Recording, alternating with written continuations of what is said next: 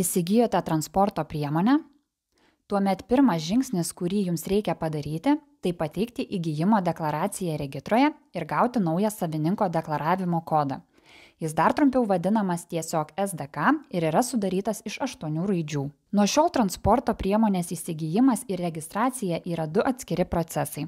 Nusipirkus automobilį, pirmiausia reikia deklaruoti nuosavybės įsigijimą bei gauti naują SDK ir tik tai atlikus transporto priemonę jau galima registruoti savo vardu. Priešingai nei anksčiau, pirmasis į regitrą turi kreiptis pirkėjas ir pateikti įgijimo deklaraciją. Na, o joje nurodytą informaciją turi patvirtinti automobilio pardavėjas. Abiem pusėms atlikus šiuos veiksmus yra fiksuojamas nuosavybės pasikeitimas, o naujajam savininkui yra suformuojamas unikalus, tik jam skirtas SDK. Kaip pirkėjui pateikti įgijimo deklaraciją internetu? Pirmiausia, reikia apsilankyti interneto svetainėje regitra.lt ir pasirinkti mygtuką e-paslaugos. Tuomet transporto priemonės. Toliau reikia spausti kelių transporto priemonių registravimo sistemą e-Ketris ir prie jos prisijungti jums patogiu būdu. Svarbu pastebėti, kad jei jungiatės per Swedbank elektroninę bankininkystę, jums reikės paslinkti langą žemyn ir pasirinkti elektroninių valdžios vartų nuorodą. Prisijungus prie sistemos reikia pasirinkti deklaruoti įgijimą. Pirmame deklaracijos pildymo žingsnyje pažymėkite, ar transporto priemonė jau turi SDK. Praktiškai visais atvejais jis jau bus suteiktas išskyrus, kai automobilis yra įvežamas iš užsienio ir kodą reikia gauti pirmą kartą. Jei automobilis yra įvežamas iš užsienio ir SDK dar neturi, taip ir pažymėkite. Tokiu atveju suvesti visus reikiamus duomenis apie įsigytą transporto priemonę reikės patiems. Pildydami duomenis būkite itin atidūs, jog nepasitaikytų klaidų. Pavyzdžiui, vesdami transporto priemonės identifikavimo numerį, kitaip tariant VIN kodą, įsitikinkite, kad vietoje skaičiaus 0 nebūtų nurodyta O raidė, vietoje vieneto nebūtų įrašyta didžioji I raidė ir panašiai. Tuomet iš pateikto klasifikatoriaus pasirinkite markę ir modelį.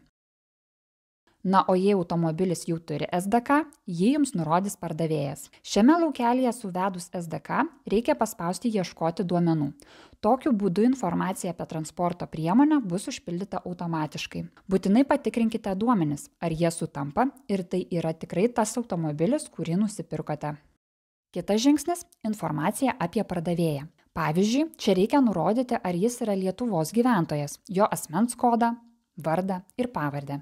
Svarbu pastebėti, kad jei transporto priemonė priklauso ne vienam asmeniui, kviesime jūs apsilankyti mūsų padalinyje, nes kol kas tokios galimybės paslaugą gauti internetu nėra.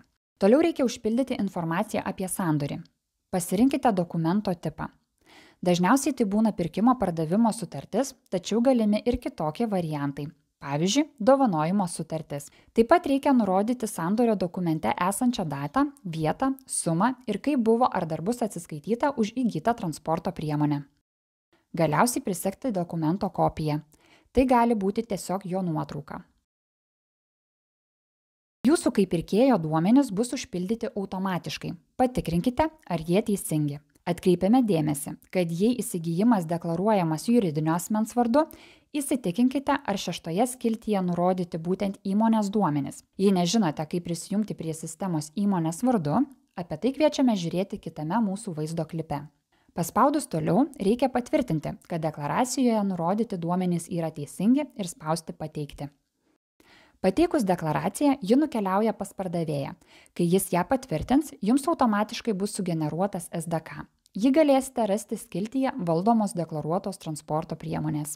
Gavus naują SDK, jau galite kreiptis dėl transporto priemonės registracijos savo vardu.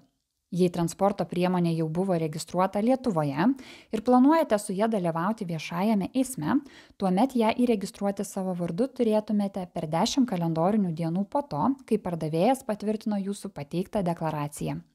Kitu atveju ji bus automatiškai išregistruojama.